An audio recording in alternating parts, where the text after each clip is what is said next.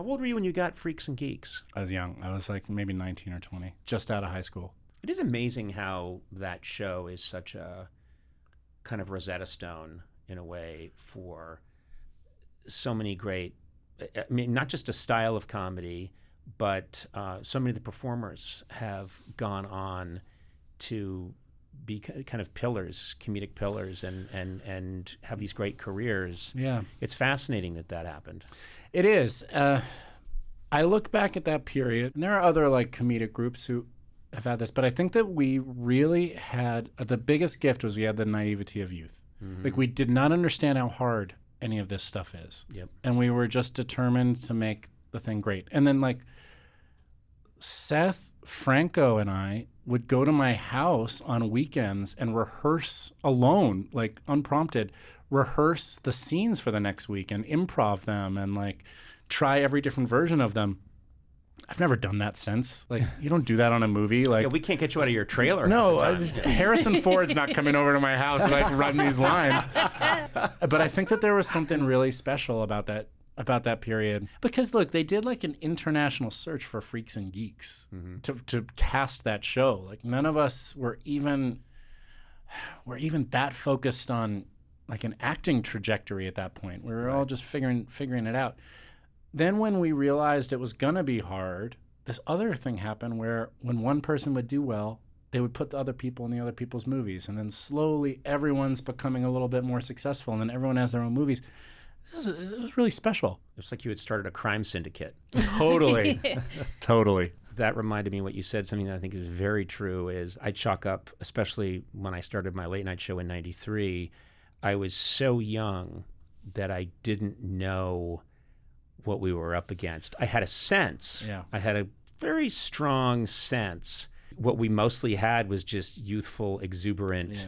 We're going to make this crazy show, and then we're going to make another one, and then another one, and then another one. And I think after like 4 days, we thought, we did it. And someone explained to us, no, you need to keep doing this for years if you're going to make it, if you're lucky enough to make it. Yeah. But you did. Don't you feel that way? Like, your show was innovative and different and new and felt so different than everything else that was on TV? But, you know, you don't feel that way. I mean, this is what we're, like, you don't feel any of that at the time. Right. You don't. All you feel is the terror and and you have little moments of it. And then my experience with it has been, you put all that on hold. You say, someday if I can survive this and get through it, I'm going to sit down and really appreciate it. Yeah. But of course that doesn't happen. Totally. You put it on hold for so long, you just realize that you spend a lot of time coping. And I think that's how a lot of people, I mean, that's basically some of what you've described as well, which is you're going through it, you're trying to make something happen, and then suddenly you're told you're supposed to feel a certain way. And if you don't feel that way, you think something's wrong with you. Did you have... Can I ask you a couple questions? Yeah. Did you ever have interviews, I'm sure the answer is yes, but where it just like, it felt like the person was just not good at this? Like, of course. Yeah. How do you handle it? This is my take after many, many, many, many years. I think, and things have changed now. It used to be that a late night show was how you promoted a project. Yes. Now, there are a lot of people who are very good at walking out in front of a room full of strangers in an audience, bright lights, music's playing, and sit down and be charming and delightful for 7 minutes, commercial break, and then 5 more minutes. A lot of people are good at that. And then there are people who are, it's in their genetics, they're just not meant to do that. Yeah. They're wonderful at what they do. Yeah. Terrific. They're amazing actors. You can get that camera really close, and they're fantastic. But what they're essentially doing is saying, we're going to bring in this, species that's meant to live in the desert, and we're going to have it swim the English Channel. And they're just not meant to do that. And so there were many times where people would come out and I could see, I mean, these are iconic actors who have nothing to fear, but they would walk out, music playing, audience, and they looked like a lobster that was still alive, but its shell had been taken off. Yeah. And I had real empathy for them. They were terrified. Yeah. So mostly I just felt this is a flawed system. It was always, to me, the most stressful part of my whole job, doing talk shows. Mm-hmm.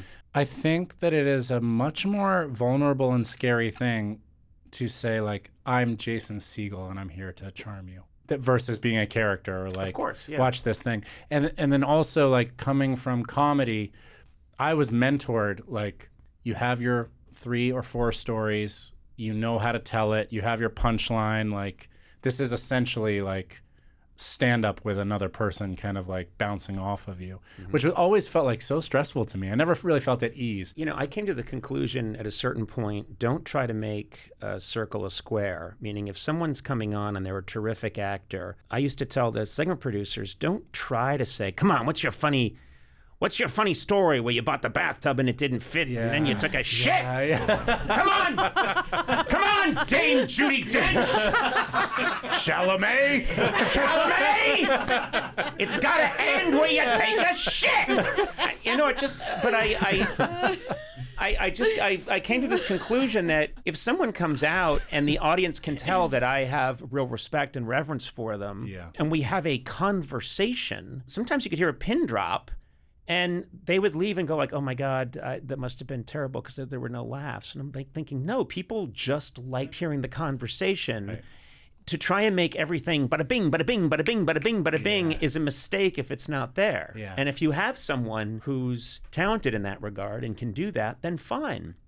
But trying to make things something they're not is very uncomfortable to watch in any medium, especially television. And that's what I left after all these years, is what I learned fairly early on is don't try to, don't have Anthony Hopkins on and then try through segment producing to have him tell 75 pre-prepared stories and jokes. Right. It's a waste of Anthony Hopkins. Yes. Talk to him and he'll be fascinating, and he is fascinating. You want to know a weird thing?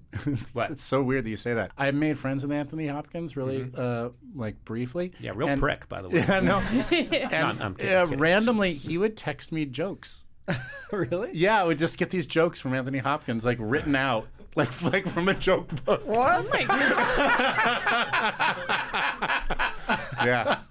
Isn't that a weird detail of my life? That's So cool. But it's just so funny too that Well, you really blew it with your segments with him, man. You could have had some good I jokes. blew it. Yeah, he like really likes like old. I remember he kept jokes. asking me, when should I go to the dentist? What time? And I'm like, Sir Anthony Hopkins, you're a great actor. You should go to the dentist anytime you want because you're such a great actor. And he'd go like, no, Conan, what time should I go to the dentist? It really was like that kind of joke. And he for sure. just wanted me to say 2:30, and I wouldn't do it. He loves it. Oh, and you love that joke. Oh, it's such a good joke. Because if your tooth is hurting, Yeah. you understand. Yeah. It's a good time. Yeah. Thanks, Sona. You're always there for me.